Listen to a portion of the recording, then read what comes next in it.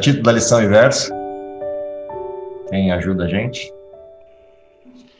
Um modo emocionante de se envolver. Verso áudio. Não, verso para memorizar. E então se dirigiu a seus discípulos. A seara, na verdade, é grande, mas os trabalhadores são poucos.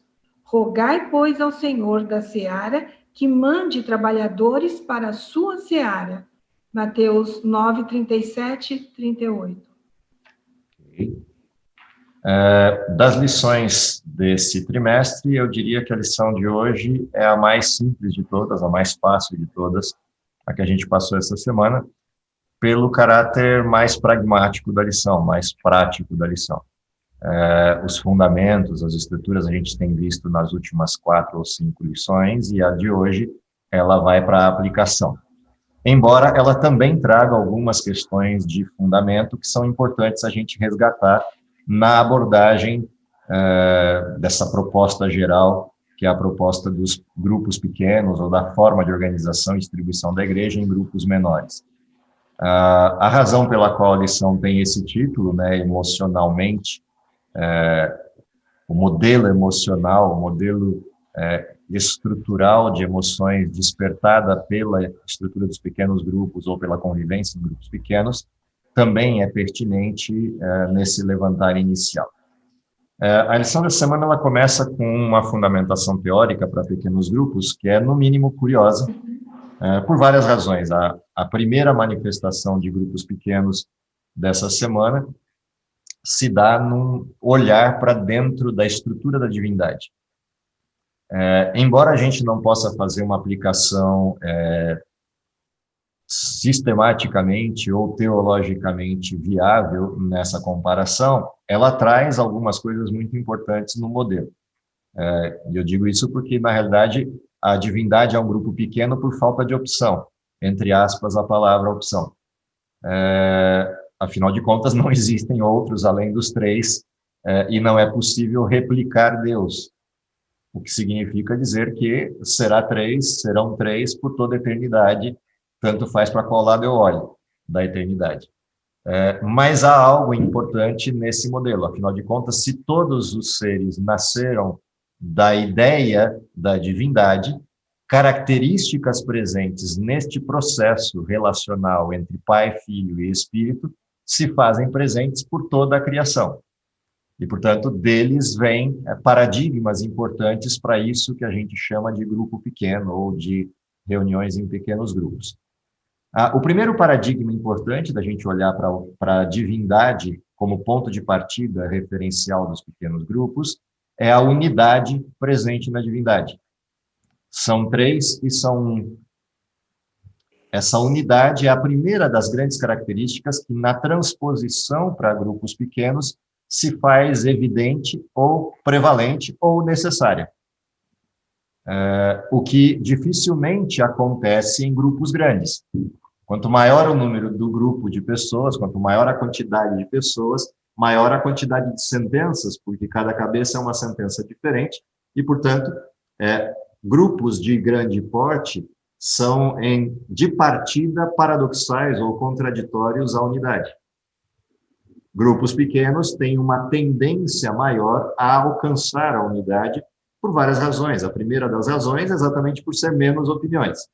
A segunda razão é porque a convivência contínua tende à unidade. Caso contrário, não haveria possibilidade de continuidade de convivência. Ou seja, grupos pequenos, nesse sentido, facilitam o processo da unidade à medida em que eles produzem convivência mais proximal.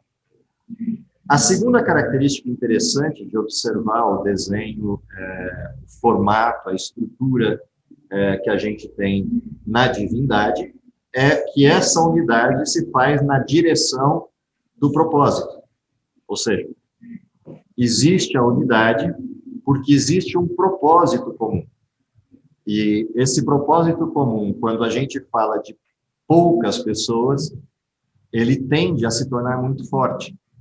Afinal de contas, se elas permanecem unidas e têm um propósito comum, o direcionamento para esse propósito comum vai produzir um entrelaçamento cada vez mais forte na execução das atividades que encaminham para esse propósito. Afinal de contas, não são tantas opções quando o grupo é pequeno e o propósito é um só, o que fortalece a questão da unidade. Então, essas características estão muito claras na divindade. A divindade é um, no sentido de unidade plena, e a divindade é um, no sentido de propósito. A terceira coisa interessante de observar a divindade como fonte dos pequenos grupos é a gente perceber, além da questão do propósito e da unidade, qual é o propósito. E aí esse propósito está dividido em dois segmentos bastante interessantes. O primeiro deles está na criação, está lá no mundo perfeito, que é um processo relacional perfeito e eterno, de integridade plena, de inteireza plena, entre a divindade e a criatura por toda a eternidade. Esse é o propósito lá na criação, o que resultaria em felicidade, realização, identidade, todas as questões atreladas à satisfação plena do ser. O pecado quebrou isso, o pecado arrebentou com esse tipo de situação, produzindo o oposto disso, a desunião, o descolamento do propósito e, consequentemente, o caos. Ou seja, cada um literalmente vai para uma direção totalmente distinta. Não há propósito. Portanto, passa a ser propósito de Deus o resgate disso. E porque é interessante observar a divindade como fonte do pequeno grupo, ou dos grupos pequenos atuando dentro da igreja. Porque o propósito que deveria unir os grupos internamente, ou seja, intrinsecamente, os grupos deveriam estar unidos a partir deste propósito, que é o propósito da divindade. É o que garantiria a prevalência, a permanência, a perenidade do grupo. Se ele estiver unido neste mesmo propósito, que é o propósito de Deus, do resgate.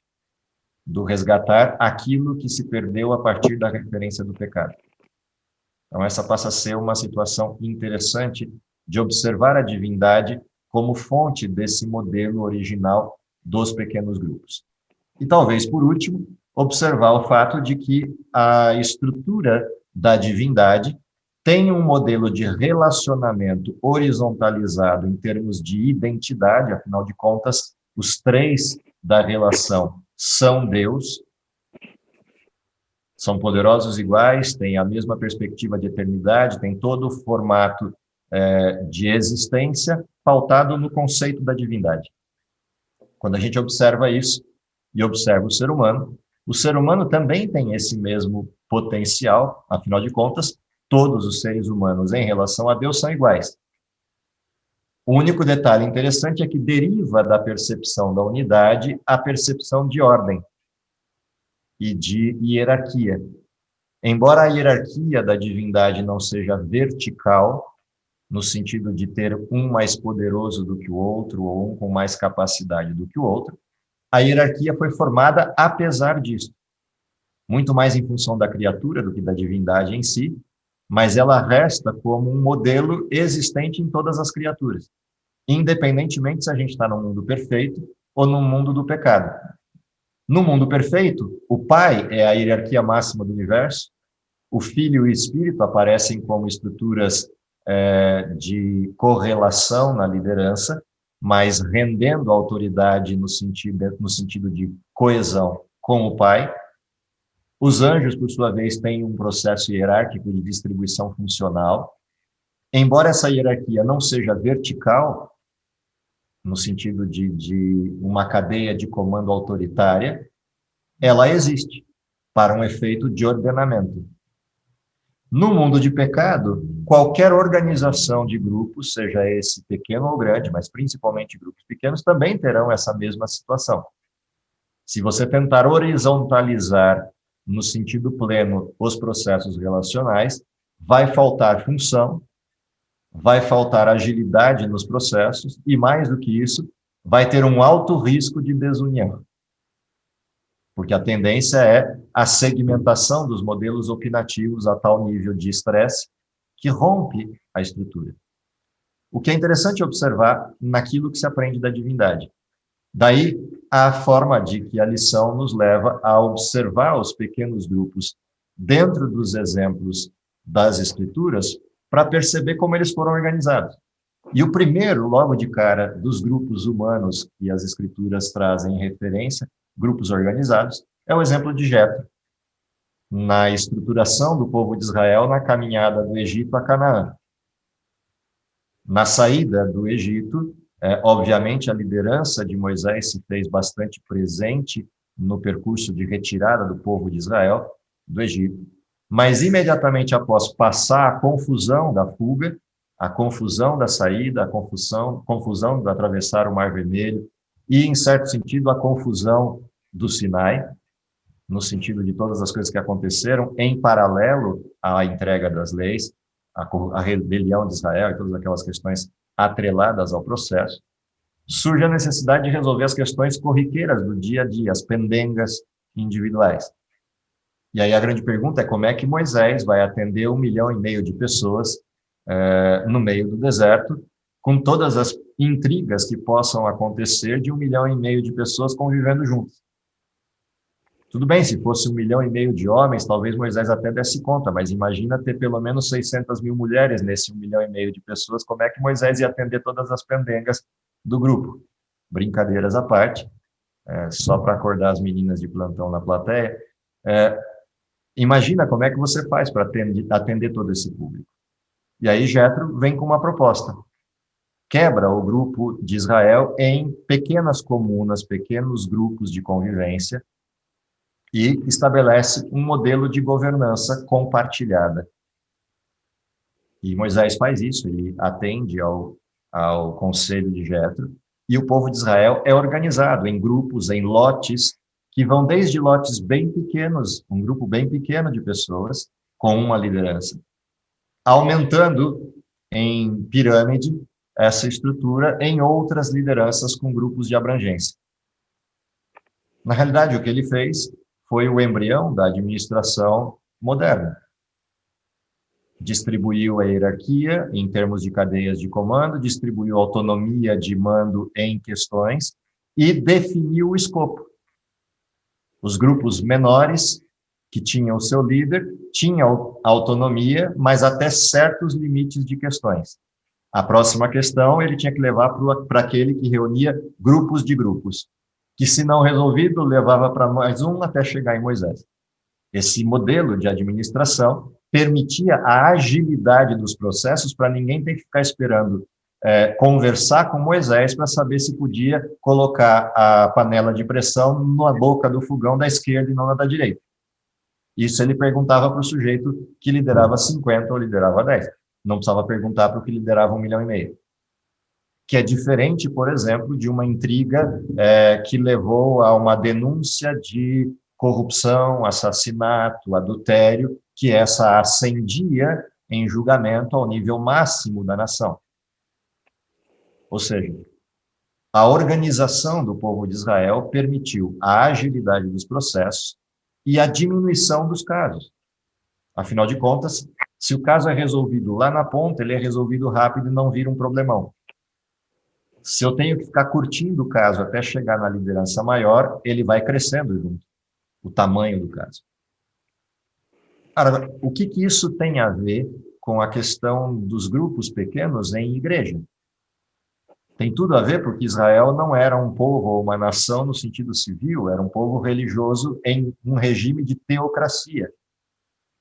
Portanto, uma igreja de 1,5 milhão de membros. O que significa dizer que a repartição em pequenos grupos permitia o crescimento sadio daquele povo e o desenvolvimento adequado da fé. Transpondo isso para o contexto do Novo Testamento, onde o modelo evangelístico não é um modelo centrípedo, é um modelo centrífugo, ou seja, espalhar-se pelo mundo e levar a mensagem, mais necessário ainda é o modelo de organização em grupos pequenos. Afinal de contas, a missão não é ficar parado esperando os outros virem visitar. A missão é sair para visitar todo mundo. E não dá para sair para visitar todo mundo com 1,5 milhão de pessoas, com 1.000 pessoas, com 5.000 pessoas. Mas dá para sair se você dividir essas 5.000 em grupos menores. E aí, de forma organizada, estipular território, mecanismos de ação, perfil pessoal e trabalhar nesse processo. Portanto, é isso que a gente aprende ao observar a estrutura da organização, tanto no sentido da missão externa da igreja, que é levar o evangelho ao mundo, quanto na missão interna da igreja, que é a nutrição do povo de Deus e a resolução dos problemas corriqueiros da vida. Nesse sentido, se a gente observar o exemplo segundo que a lição traz, que é o exemplo de Jesus, a gente também vai encontrar uma referência similar. Jesus, assim que inicia o seu ministério, ele herda um conjunto grande de discípulos que eram discípulos de João Batista, aos quais João Batista deu a ordem: sigam a ele, porque ele é o Messias. Importa que ele cresça ou diminua. E eles cumpriram a ordem e seguiram Jesus. E nós estamos falando aí de 100, 150, 200 pessoas naquele núcleo mais fechado de discípulos que seguiam Jesus. Obviamente não seguiam Jesus em tudo que é lugar que ele ia, para todos os lugares que ia, mas sempre que ele passava por aqueles lugares onde eles residiam, onde eles tinham a sua região principal, acompanhavam Jesus. O que significa que Jesus sempre andava com um conjunto razoavelmente grande de pessoas ao redor dele. Mas a sua estruturação enquanto ministério não foi feita com esse batalhão de gente, seja esse mais proximal ou o batalhão que seguia, as multidões que seguiam Jesus, não é com esse grupo que ele desenvolveu o seu processo de liderança. Jesus elege um grupo menor, chama particularmente 12 pessoas, e essas 12 pessoas passam a ser capacitadas como liderança compartilhada, olhando para o futuro da missão. E é nesse pequeno grupo de 12 pessoas que Jesus forma o núcleo principal da sustentação da igreja. O mais interessante é observar que mesmo neste grupo principal, se você olhar o relato da vida de Jesus, você vai perceber que não eram os 12 que acompanhavam Jesus todo o tempo. Às vezes a gente tem essa falsa impressão de que os 12 apóstolos sempre estavam com Jesus em tudo que é lugar, mas o que não é verdade. Desses 12, há um grupo menor de 6 pessoas que acompanhavam Jesus em quase todos os lugares. 4 deles, os do barquinho, Pedro, André, Tiago e João, e os outros 2, Filipe e Natanael. Eram os que mais de perto acompanhavam Jesus em quase todo o tempo. Mas mesmo esses não acompanhavam Jesus em todo o tempo. Há vários relatos em que só estão os 4, Pedro, André, Tiago e João. E há outros relatos onde nem os 4 estão. Está um grupo menor do que os 4. O que mostra que, no processo, também Jesus tinha, dentro da estrutura do grupo formado, os mais próximos, no sentido de convivência pessoal, os não tão próximos, mas ainda assim parte desse núcleo central do pequeno grupo de Jesus, e os que faziam parte do grande grupo. O que mostra que o mesmo desenho acontece em qualquer fase da história humana. Não foi diferente com Jesus. O que mostra que isso é natural, faz parte do processo humano. Essa estruturação de grupos assim. O que também gera ou suscita, às vezes, algum tipo de questionamento. Então, quer dizer que Jesus tinha prediletos? Jesus tinha pessoas de quem ele gostava mais? Bom, se você tem dúvida disso, olhe o relato que o Evangelho de João faz daquele que é chamado discípulo amado, e olhe o relato que o Evangelho de João faz de Maria. E aí você me responde depois se Jesus tinha ou não tinha prediletos. Por óbvio que tinha, ele era humano. A diferença não está em você ter pessoas de quem você gosta e com quem você convive de maneira proximal. A diferença é se o tamanho do seu coração consegue amar todos. Uma coisa é gostar, outra coisa é amar. Gostar é fisiológico. Amar é decisão. Jesus amava cada um dos 12 discípulos de maneira igual, sem nenhuma distinção.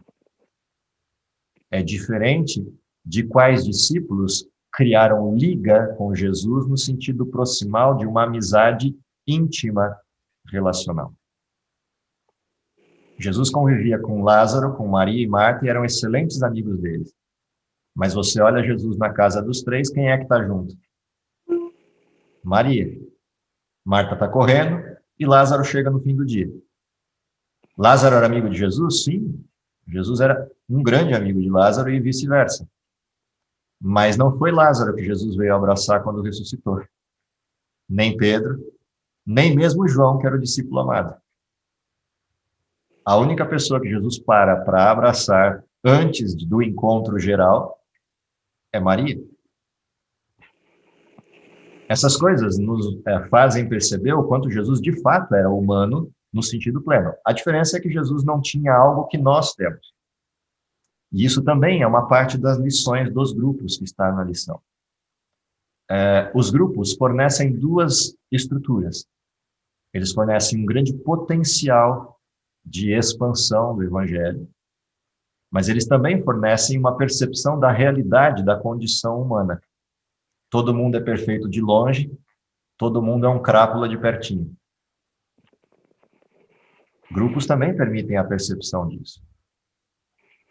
E é exatamente essa percepção que nos dá a condição, a visão adequada, a percepção adequada deste formato, deste desenho do que é o efeito do pecado na natureza humana.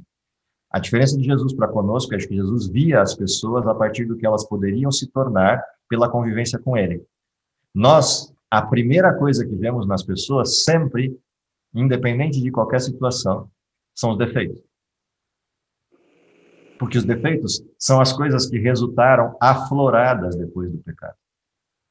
É a convivência em pequenos grupos que nos faz enxergar além dos defeitos as potencialidades e suportar os defeitos.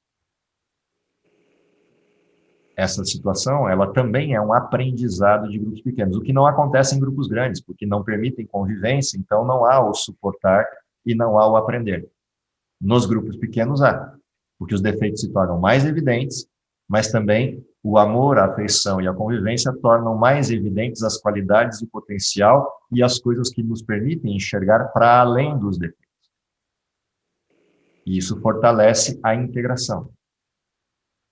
Porém, mesmo com todo esse fortalecimento, há coisas que precisam ser estruturadas, e por isso os grupos precisam ser organizados na direção de um propósito. E aí a grande pergunta é, se estamos falando de grupos de igreja, não de grupos gerais, não de grupos de administração, mas grupos de igreja. Grupos de igreja só se reúnem para um propósito. Não que não aconteçam outras coisas nesse grupo, mas o objetivo da reunião dos grupos de igreja é o serviço. E o serviço tem duas dimensões. Uma dimensão profilática, uma dimensão preventiva, uma dimensão de fortalecimento na fé, por isso os grupos se reúnem para estudar a palavra, para compartilhar, para fortalecer uns aos outros. E um segundo propósito de servir é o servir externo. Este é conquista, é um serviço intencional, que é o resgate. Ou seja, a razão pela qual Deus nos permitiu atuar, porque ele não precisava fazer isso, ele podia executar a missão sozinho. A razão pela qual Deus nos compartilha a missão é porque, ao fazer isso, ao entrarmos no serviço do resgate, a gente tem a dimensão correta de quem a gente é. A nossa identidade se revitaliza quando a gente parte para o resgate, porque aí a gente percebe o que Deus fez conosco, ao perceber isso acontecendo na vida dos outros, por nosso intermédio.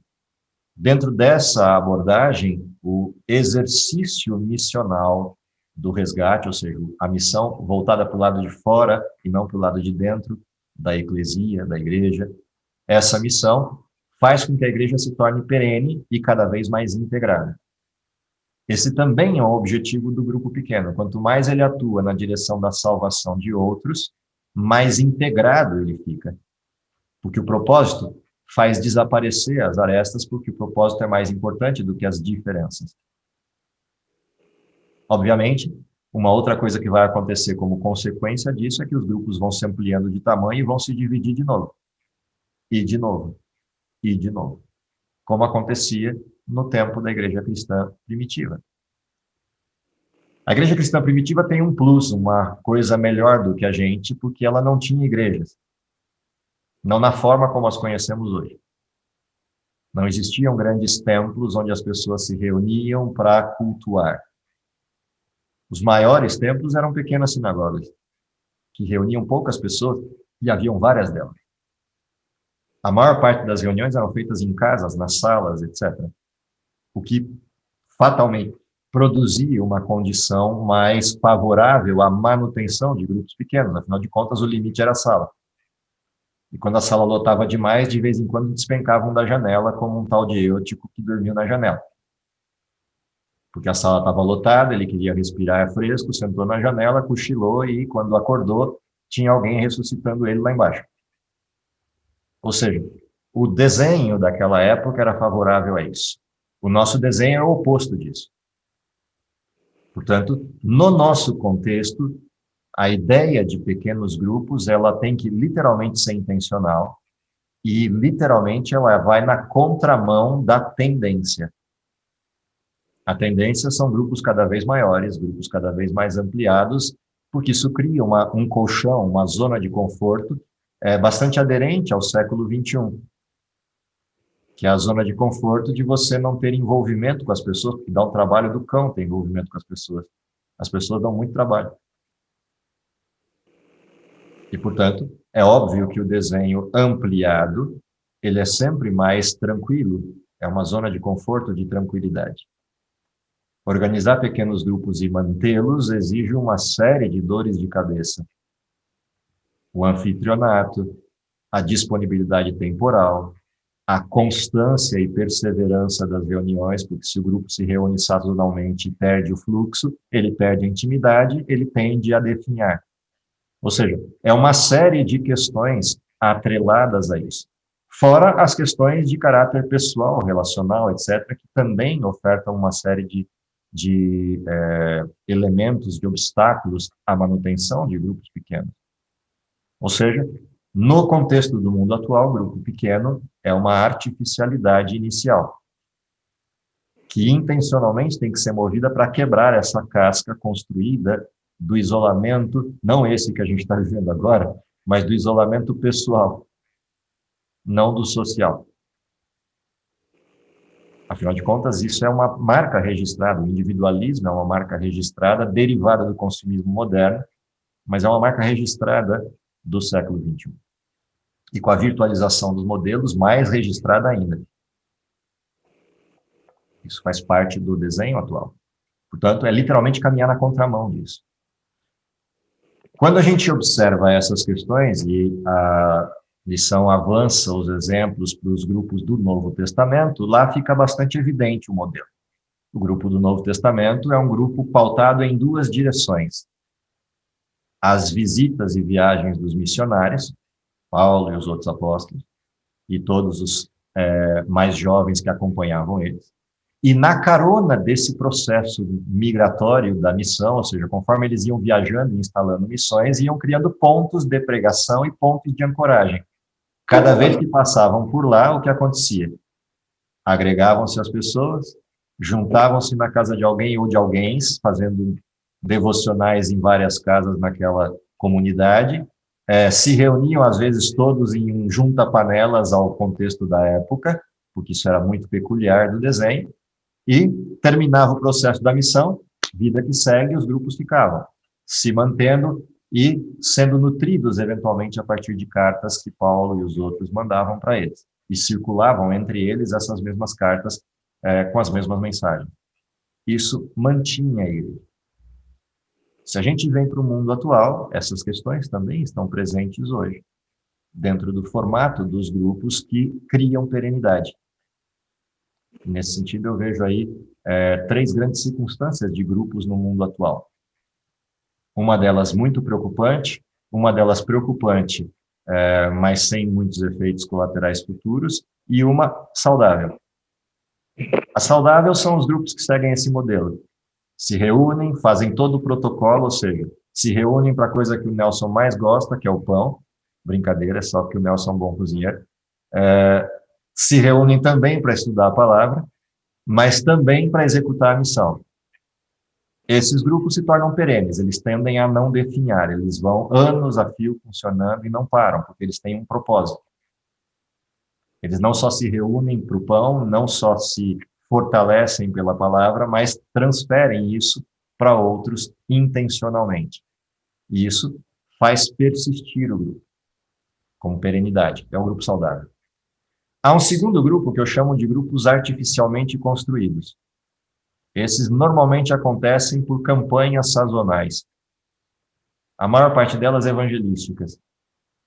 Essas campanhas forçam o nascedouro de pequenos grupos artificializados ou artificialmente montados, sem esperar o tempo natural ou sem usar o processo correto, que é primeiro você envolve toda a revitalização da igreja como um todo no foco missional, depois convida aqueles que se sentem preparados ou prontos para iniciar um modelo de grupo, e aí a partir desses que estão estimulados, você vai gerando o despertamento de outros no sentido do testemunho gerado por esses grupos.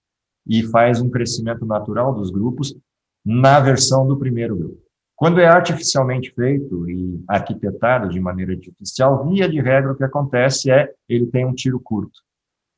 Ele termina antes da hora e normalmente não produz todos os resultados que se esperava porque não houve vínculo ou não houve tempo de maturação para se criar vínculo. Esses são os grupos artificiais. Como eu falei, são grupos de tiro curto e não geram tantos danos colaterais, exceto uma certa ojeriza de formar grupos pequenos depois. O terceiro me preocupa, que é o grupo com a falsidade do propósito, ou seja, com o falseamento do propósito. Não porque o grupo necessariamente tenha essa intenção do falseamento, mas ele tem a máscara do propósito, que é o grupo que se reúne com o foco central no social, disfarçado de algum outro foco correlato ao modelo. Às vezes até com a palavra ou com algum tipo de serviço, mas o foco central do grupo é social. Me preocupa esse tipo de grupo mais do que o outro, no sentido de que esse grupo cria longevidade, mas não necessariamente cria missão, e não necessariamente nutre, no sentido pleno. Ele tende a nutrir outro tipo de perfil, que é um perfil mais liberal de evangelho, muito parecido com o perfil social do mundo atual. Ele gera mais efeitos happy hour do que efeito missional. Esse tipo de grupo me preocupa mais do que os outros, porque ele tende à longevidade e tende à degeneração, não do grupo, mas das pessoas. Mas são 3 tipos de grupos presentes em grupos pequenos. A lição traz à tona para a gente a necessidade de que o primeiro dos grupos, que é o grupo saudável, com uma visão de propósito e o cumprimento da missão, se fortaleça. Caso contrário, o modelo do evangelho se torna difícil de levar, no sentido de que ele se torna personalizado e a carga fica muito pesada. Alguns até a levam, mas a maior parte desiste no caminho. E aí passa a viver simplesmente o que a gente chama de comparecimento ao bater cartão num processo eclesial. Come a comida, a ração do dia e sobrevive com ela pelos próximos 6 dias até poder pegar a ração de novo. Esse é um desenho também prevalente no modelo do cristianismo do século XXI, que é esse cristianismo de coxo, de cocheira. Vai lá, come, aguenta a semana, come de novo, aguenta a semana e assim por diante. De certa maneira, a existência em grupos pequenos e o fortalecimento de grupos com propósito recupera esse tipo de abordagem, esse tipo de modelo. A dinâmica dos grupos apresentada na lição é uma dinâmica bastante tranquila, eu diria, que é a dinâmica natural da vida. Se você reuniu gente, gente tem fome, ponto. Então, reuniu gente, tem comida, ponto. Essa é uma questão. Segunda dinâmica do grupo, reuniu gente, gente fala. Portanto, é parte da reunião de grupos um espaço para que as pessoas falem. O problema é do que vão falar. E aí passa a ter a intencionalidade dos grupos. Uma das coisas que tem que existir nos grupos para fortalecimento é a fala no sentido de compartilhar. Compartilhar bênçãos, compartilhar necessidades, compartilhar preocupações, compartilhar problemas resolvidos. Isso ajuda todo mundo a se fortalecer no desenho, mas não só compartilhar, mas orar uns pelos outros sobre isso e agradecendo sobre aquilo que já se resolveu. Isso cria uma segunda camada da dinâmica do grupo, que é o alimento emocional, o alimento daquilo que fortalece a alma. Há uma terceira camada, que é o fortalecimento do espírito, para usar termos bíblicos nessa mesma direção. E esse fortalecimento se dá a partir da busca na palavra de Deus daquilo que nos dá sentido, propósito, conhecimento de origem, destino e, principalmente, missão. Estudar isso e revitalizar isso nutre o espiritual. Portanto, nutrido o estômago, nutrido a alma, nutrido o espírito, se isso aqui parar nesse momento, vira diabetes. Obesidade mórbida. Tem que continuar. E o continuar agora eu levo essas três coisas para alguém que não as tem. Ou trago quem não as tem para viver pela primeira vez isso num grupo de amigos. E esse é o compartilhar intencional. Se você junta esse pacotinho, a dinâmica do grupo é perfeita. Não tem nada de arquitetura meta-organizada, não tem nada de arquitetura mirabolante para organizar um pequeno grupo. O desenho é simples, mas ele tem que ter essa intencionalidade, ou seja, a única formalidade que um grupo deveria ter no sentido estrutural é a percepção da sua intenção. E criar esses momentos enquanto discussão, enquanto conversa, enquanto processo de convivência, para que ele gere os efeitos necessários enquanto missão. Se você faz essas coisas, o grupo tende a persistir e apresentar resultados no curto, médio e longo prazo, como na primeira igreja, como nos primeiros momentos do cristianismo. A igreja foi se multiplicando de forma assustadora no primeiro século. E esse era o motivo, essa era a forma com que o evangelho era compartilhado. Dentro desse contexto, a provocação da lição para a gente é, ok, já que se sabe, por que não? Já que sei como, por que não? E esse passa a ser o formato com que se trabalha isso. A parte mais curiosa de tudo isso é que, para todo esse pacote, existem dons e talentos diferentes. Por exemplo, o meu pacto com o Nelson lá, ele já sabe, o Nelson é o caça-tesouro. Porque o Nelson fala com todo mundo, conversa com todo mundo, ele parece velcro, por onde passa as pessoas vão colando. Isso é dele, não é meu.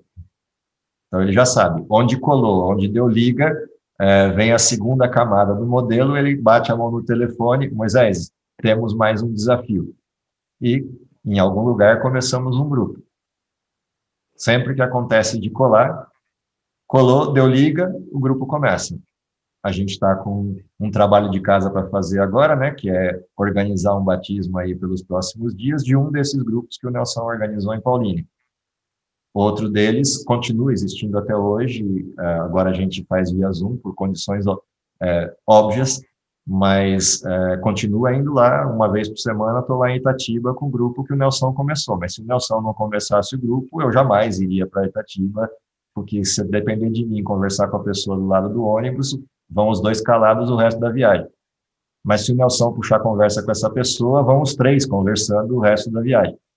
Então, assim, uma coisa legal dos grupos é de identificar dentro dos grupos o talento de cada um.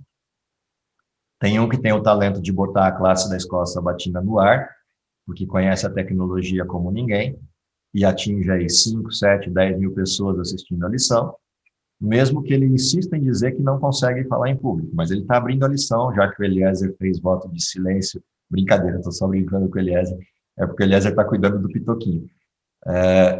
Então, o Fernando está fazendo a abertura da lição, a abertura da classe, mas ele é especialista na técnica.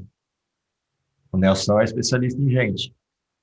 Eu faço aquilo que eu sei fazer, que é falar depois disso, quando o assunto é o assunto técnico ou o assunto teórico. E cada um de nós tem um talento diferente. Se isso for posto a serviço e cada um de nós decidir literalmente agir nessa direção, aí acontece o que está delimitado num grupo pequeno, que é colocar os múltiplos talentos a serviço da continuidade do grupo. E é assim que funciona. É desse jeito que as coisas andam e criam essa integração. criam esse fenômeno. O desafio da lição é, por que não? Moisés, Fala, Nação. me chama a atenção nessa lição você ter um pequeno grupo, porque quando você vai fazer o estudo bíblico especificamente, você faz o contato, você monta, esse pequeno grupo, ele é fácil, porque você desperta o interesse na pessoa, agenda e a coisa acontece. O difícil é você querer despertar o interesse espiritual nos teus pares, nos teus próximos, nos teus amigos. E aí eu me sinto assim, até constrangido. Por quê? Porque quando você lê alguma coisa, que é aquilo que faz bem, que é aquilo que mexe contigo, você começa a ser meio chato. Fulano, você já fez isso? Fulano, precisa fazer aquilo, precisa ler aquilo outro. E ultimamente, no último mês, mais ou menos, eu estou lendo, já li umas 2 vezes, um livrinho chamado A Revolução do Espírito. O Gilson Britner fez uma menção nele, mas eu já tinha conhecido ele antes também. E um livrinho que ele vai falar, na sua essência, realmente da comunhão do Espírito Santo, e o Espírito Santo atuando de forma poderosa nos pequenos grupos. No primeiro pequeno grupo, onde os discípulos estavam reunidos, eles passaram ali aqueles dias, como você falou, falando, comendo, orando e pedindo a Deus que o Espírito capacitasse a eles. E a partir dali eles saíram para criar novos pequenos grupos, né? E isso demanda, como você falou, demanda trabalho, demanda quebrar, romper essa barreira que nós temos da privacidade. Não quero que ninguém entre na minha privacidade, não tenho disposição para isso, entende? É uma discussão que eu tenho também comigo mesmo e em casa, é que negócio, porque quando você chama as pessoas para dentro da tua casa, você tem que investir tempo, investir alguma despesa para poder tornar um ambiente agradável. Não se vier e não tiver nada disso também, eu sei, poxa, mas você tem que ter disposição para isso, né?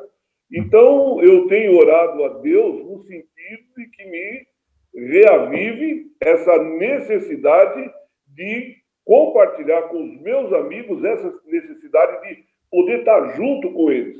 E por isso que eu falo, o isolamento social me faz muito mal. Eu tenho mais medo do isolamento social do que da Covid, entende? Porque a gente vai se tornando assim meio que distante e ao ponto de que quando a gente se encontra, como está todo mundo mascarado, a gente mal levanta o dedo, mal faz um sinal e parece que mantém as pessoas mais distantes ainda. Espiritualmente, eu acho que isso vai ser assim, deletério, é tremendamente problemático. Então, eu tenho realmente pedido a Deus de ter feito um propósito de abrir a minha casa para que os próximos, não estou falando dos distantes, os próximos meus, podemos começar a criar um pequeno grupo com o foco espiritual. O foco de realmente colocarmos perante as nossas necessidades, as nossas inquietações, oração, entende? E aí depois, partir do pão, se for o caso, tá? E terminar. Mas esteja um foco espiritual. Porque você vê várias e várias experiências quando a igreja se dividiu em pequenos grupos e com foco espiritual e buscar o Espírito Santo como um agente próximo do grupo, há um progresso espiritual forte na igreja, né? Eu só acrescentaria o fator de que, se não houver a replicação, ou seja, se não sair do grupo o desejo intencional de repartir e não se agir nessa direção, o grupo morre igualmente, só que ele morre pelo efeito colateral, ele morre pelo diabetes, ele morre pela obesidade. Diferente do caso da situação da prática.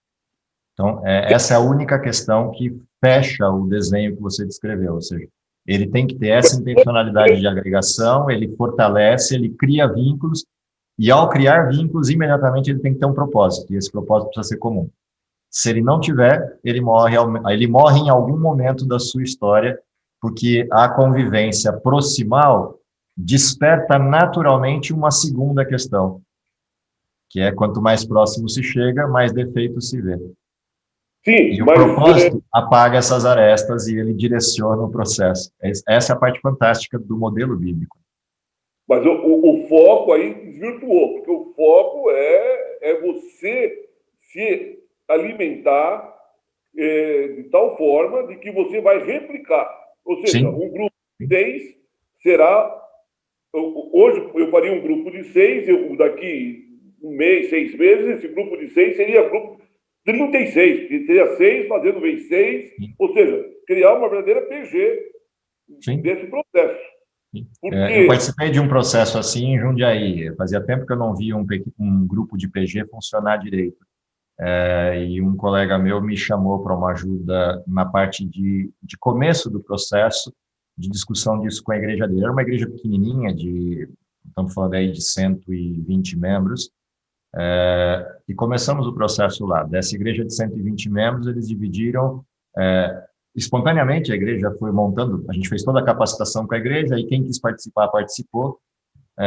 Entrou dos 120 no primeiro bloco, aproximadamente aí uns 90. E esses 90 formaram alguma coisa em torno de 10 ou 11 grupos a partir desses 90. E começaram a fazer exatamente isso, o processo de fortalecimento. A gente fez várias reuniões de aprendizado da Bíblia, estudo da Bíblia, recuperação de doutrinas, de profecias, etc. Quando eles estavam mais ou menos ali por 70% nutridos, a gente falou, bom, agora vocês já têm alimento suficiente para não precisar esperar. O que vocês acham que deve fazer com esse alimento que vocês já receberam? E aí eles foram desenhando ideias entre os próprios grupos de como compartilhar. E começaram a testar esse modelo. O resultado é que em 3 anos, todos esses grupos estavam com séries de conferências regulares nas casas deles. Série de conferências para chamar assim, mas eram séries de conferências para 5 pessoas, 4 pessoas, 3 pessoas, em todas as casas. O resultado é que em 3 anos, essa igreja triplicou de tamanho. Sim. Ou seja, eles abriram 2. Porque a igreja não tinha como aumentar, eles abriram 2. E os grupos aumentaram e tiveram que se repartir, repartiram naturalmente, mas aí, a partir daí eles fazem isso sozinhos, já não dependem de nenhum modelo estruturado, exceto o de alimentação. Então, o problema todo o legal é que depois disso, outros começaram a vir para dentro do processo, os que no começo estavam na dúvida com relação a isso, com o passar dos meses, vendo os grupos animados, se animaram também e entraram ou formaram seus grupos. Então, essa estrutura, ela depende de um tempo de maturação e um tempo natural de surgimento, que não seja artificializado, mas que é absolutamente necessário, eu não tenho nenhuma dúvida, porque o resultado é, assim, primário. Sendo assim, hashtag fica a dica, quem tiver o desejo, já sabe a quem procurar. Procura o Nelson, que ele está coletando disponíveis. E aí, a hora que o bicho pegar na minha área, o Nelson dá o grito e a gente segue a vida por aí.